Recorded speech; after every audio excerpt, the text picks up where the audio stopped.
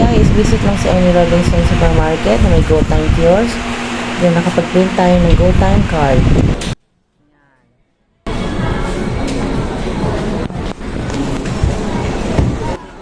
OTP 484-649. Ano to? Yung number mo. Debit mo.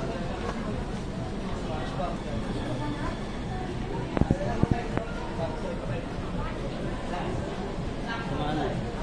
Sobrang ka sa atras. Hindi ah. Yan, lalabas yun.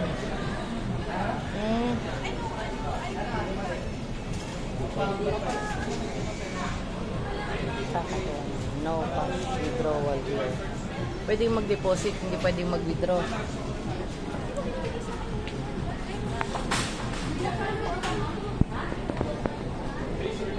Ginagamit mo ba yung GoTime mo sa ano? Pag sa shopping. Pag meron points kasi yun, pag ginagamit mo. Oh, may laman. Agad. Okay na. Walang pangalan. Oh, may... Pangalan po ma'am, check nyo kung tama. Okay, thank you.